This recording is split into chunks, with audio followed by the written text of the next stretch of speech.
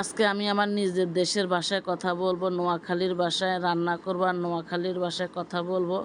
কারণ এখন পর্যন্ত নোয়াখালীর ভাষায় কোনো একটা ভিডিও করি নেই, ফার্স্ট টাইম প্রথম ভিডিওটা করতেছি। আমার কথাগুলো আপনাদের কাছে কেমন লাগে অবশ্যই কমেন্ট করে জানাবেন।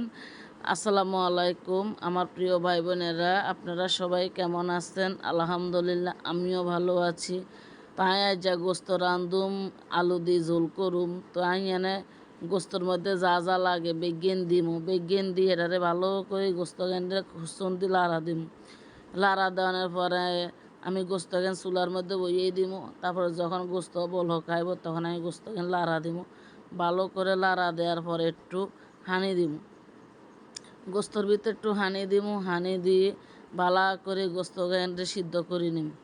বালা করে সিদ্ধ করে নেওয়ার পরে, কারণ গরু গোস্ত যত বেশি সিদ্ধ হইব তত বেশি খেয়ে মজা পাবো, তার কারণে গোস্তকে বালা করে একদম সিদ্ধ করে নিমু।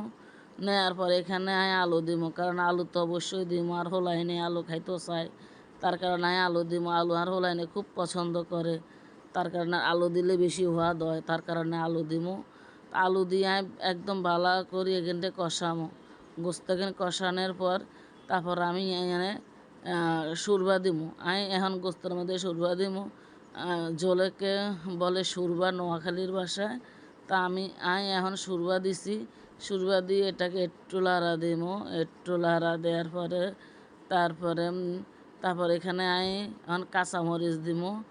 কাঁচামরিচ দিছি দিয়ে আবার একটু লাড়া দিমু।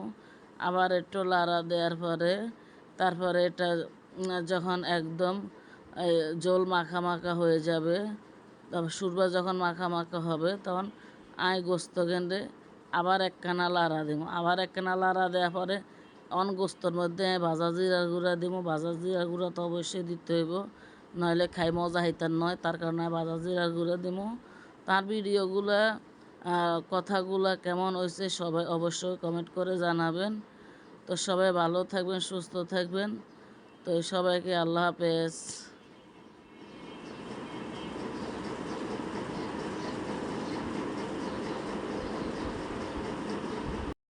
আজকে গুয়া মাছ রান্ধুম।